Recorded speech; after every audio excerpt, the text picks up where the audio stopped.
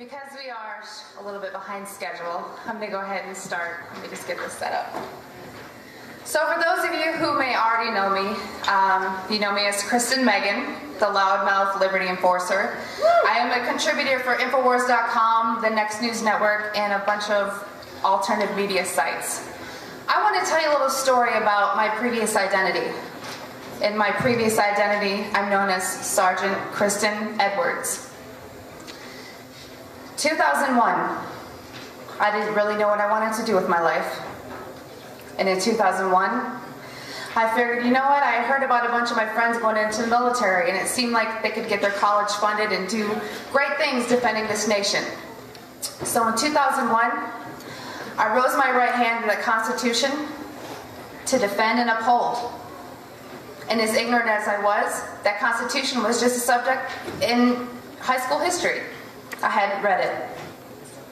Throughout my career, I was stationed all over the nation, all over the world. I started out in England.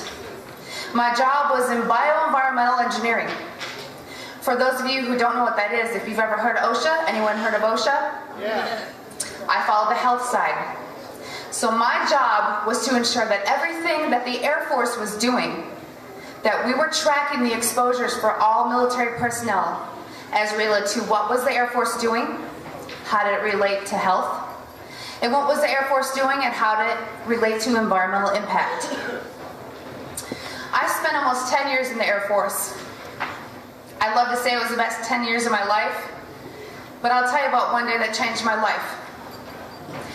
My second base was in Oklahoma City at Tinker Air Force Base, Oklahoma.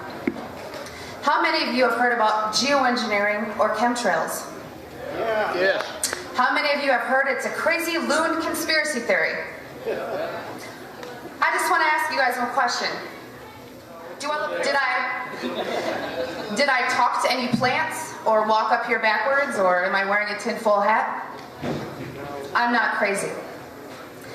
Throughout my military career in the Air Force, I was made rank my first time. I had 4 stripes on my shoulder. I had medals like you couldn't believe. I was the exemplary Staff Sergeant United States Air Force. I actually was transferred from one base to another to do a special operation because of my stellar background. When I was at Tinker Air Force Base, Oklahoma, I heard about geoengineering, and I thought, oh, those crazy conspiracy loons. I'm sure we've all heard of Alex Jones from Infowars.com. Yeah. The man I once thought was a loon, wearing a tinfoil hat, living in a bunker, that I just shunned off as, you know, this guy doesn't get it. Did he strap on the uniform? Has he gone out there and defended his country? Well, it was around 2007 that I first heard about geoengineering. And I started to piece the puzzles together, like a spouse who thinks their husband or wife is cheating, when all the dots start to connect, right? Well, part of my job in bioenvironmental engineering was to approve hazardous materials that came on the base. So whether you were using a simple spray can of paint, or you were ordering an oil solvent to degrease airplanes, I sat at a computer and I approved those hazardous materials on base and tied them to a process and a building. Now there's certain things we all know in the military that are classified, right? Yep. So even though I had a security clearance, it says a need-to-know basis. So when I started approving what is called an Air Force Form 3952, the approval of hazardous materials, and I started seeing barium, aluminum oxide, and strontium come on the base from a contractor whose name was not listed, which was not normal, I started to realize that those crazy tinfoil hat-wearing conspiracy theorists might not be so crazy. So in 2008, amongst myself, I lived about less than a mile behind the flight line at Tinker Air Force Base, Oklahoma, in Oklahoma City. And due to my background as an industrial hygienist and an environmental specialist, I conducted soil grid sampling and grade sampling. Those of you who may not be too privy to chemistry, you know that there's natural elements occurring in Earth. Aluminum is one of them. However, barium, radioactive, and strontium are not. So I conducted those samples and saw limits that would make your head spin. And I started to realize those peers within my professional community that were trying to wake those of us in the military up were right.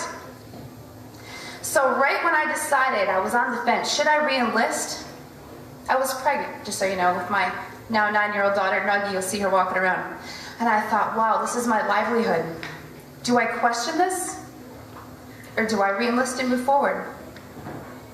Amongst my ignorance, I moved forward, and I re-enlisted again. I raised my right hand to the Constitution, which I had not read all the way through. So after Oklahoma City, Oklahoma, I got transferred to 90 miles south of here, Warner Robins Air Force Base. Anyone know where that is? Yeah, it's like the big hub here in Georgia to fund the military. There's a lot of civilians that work there. It's 85% civilianized, 15% military. While I was at Warner Robins Air Force Base, let me remind you, I mentioned earlier that I got transferred from one base to another due to my professional background. Because I was such a stellar NCO in the Air Force, they transferred me from one depot maintenance base to the other one in the Air Force, Warner Robins. While at Warner Robins Air Force Base, I thought I was defending my country on a home front, making sure that all those people that went out there, front line, were safe and protected from carcinogens, radiation, inhalation, drinking water, noise, all of it. My job was to protect them so they could be all they can be. In 2009, late 2009, I stumbled upon something that changed my life. I ran across an operation at Warner Robins Air Force Base, which was exposing thousands of civilians to carcinogens. Those of you that are familiar with OSHA, in general industry and construction industry, for different constituents known as hazardous materials, OSHA sets levels for which certain employees can be exposed to. Well, what if I told you that these employees were exposed 100 times over that occupational exposure limit? That should probably scare you.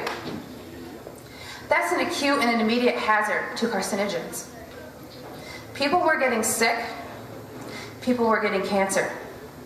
People had sores in their mouth from something called strontium chromate or chrome-6, a carcinogenic metal used in military operations. So after what I saw at Tinker Air Force Base, Oklahoma, and then what I saw at Warner Robins Air Force Base, Georgia, everything that I knew, everything that I thought I knew, this great nation, we are heroes. I had 4 stripes on my arms and 11 medals. I thought I was protecting my homeland. When I brought to my commander to his attention that there were people exposed to these hazardous pollutants and people were getting sick, I'll give you the synopsis of the story. I took these air samples, I took the swipe samples. These people were actually dumb and ignorant enough to threaten me in writing. My threat was, mind you, I had a perfect history. Not one article of paperwork, not one Article 15, not one negative aspect on my record. I was the poster child for what an Air Force NCO should be. I was told that if I told the employees, which is required by law, that they were exposed to these materials, that my commander had the authority to lock me up in a mental institution for up to 120 days without being questioned. At the time, my daughter was 5 years old. I was told, who will take care of your daughter, because I was divorced. I was threatened to be locked up in a mental ward for trying to do my job. I was threatened to have my one child who I love with all my life taken away from me because I tried to do the one thing I was trained to do, protect the workforce. So folks, let me tell you, 2001 is when I entered the military. 4 stripes on my arm, 11 medals and awards on my chest. But it only took one day to change my life. And that day was October 27, 2010, when I left the United States Air Force at almost 10 years, halfway to retirement. I would have been scot-free. I left as a whistleblower of the United States Air Force. I had my life threatened. I was followed. My phones were tapped. I had journalists at my front door. I had no job. I left the United States Air Force honorably as a whistleblower. It is because of what happened to me in the Air Force, an avenue in which I thought I was a hero, an American hero, as we all think those in uniform are. When I realized that we are not honest and that the core values that the United States Air Force taught me were completely just talking points, it made me sick to my stomach. After leaving the U.S. Air Force, I worked for the Department of Veterans Affairs, which I figured I would be blacklisted and would never get a job with the U.S. government. Why I worked for the U.S. government, I don't know at this point, but it was easy to get because I was a disabled veteran. While I was at the Department of Veterans Affairs, thinking I could turn things around, you know what I witnessed? How many of you are veterans here? Right here. Several of you. 10 is. Let me tell you about a little program that the Department of Veterans Affairs has. When you come in with PTSD, depression, anxiety, drinking problem, substance problem, they put you on psychotropic drugs. They put you on psychotropic drugs in which they get kickback for and profit for from Big Pharma. And then when you get addicted, they put you in a program called DDTC. It's called Drug Demand Treatment Center. So once they get you on these drugs that they profited from, they then put you in a program that they get government grants from to put you in rehab. So those of you who are veterans, I would really rethink your care at the veterans facilities. And I know in saying that as a former employee, puts a big bullseye on my forehead. But frankly, I don't care. Because let me tell you the difference between 2001 and 2013. I read my Constitution, front and back. I read the Declaration of Independence. I read it all. And I stand here admitting to you that I was an ignorant person in the United States military who thought they were a hero. But you know what?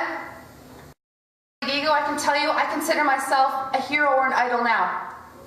Because I put my career on the line as an industrial hygienist who now works in the private sector after leaving the VA. And as a contributor to Infowars.com, to the Next News Network, to different avenues which you can spread your message, I realized that instead of dwelling on all the negative that really changed my life, I am here to redeem myself. And I ask you that are veterans, or any of you that are civilian, what do you do in your careers? Do you work in the medical profession? Do you work in an airport? Where do you work? And what do you see? Because I guarantee you, if you step back and you connect those dots, you will see things that never made sense to you before. So as I fight the hatred and the disinformation trolls and those who try to ruin my reputation, for every negative thing I find about myself on the internet, excuse my French, but it pisses me off. And you know what? It makes me pull out some more documents that I took before I left the United States Air Force. And I save them, and I publish them, and I send them to my family members throughout the country. And I have friends tell me, be careful. You know what I tell them? Be careful what? I was in the United States, my address and my cell phone number, they can find me. So what I want to leave with you here today is to tell you, if you know someone who's in the military now, or you know a veteran, engage them. It's your due diligence, whether or not you agree with, quote, conspiracy websites like Infowars.com or Prison Planet, or whether you believe in geoengineering or chemtrails. Please believe me, because I saw it firsthand, okay? This is not what I want to be known for. It's a huge target on my back.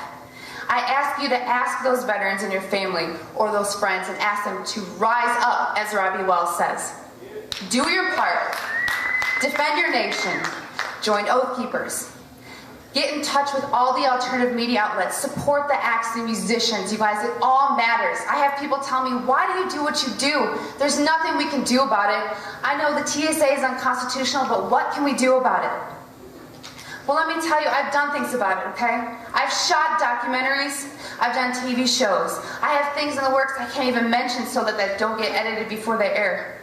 You can do something about it. So just remember these numbers. 2001. I thought I was doing good. 4 stripes on my arm, 11 medals on my chest. One day to change my life. What day will be yours? Because trust me, it will come. It will directly affect you, and you will remember this. So please, rise up, do your due diligence, do your own investigations, and support your military by educating them. Thank you.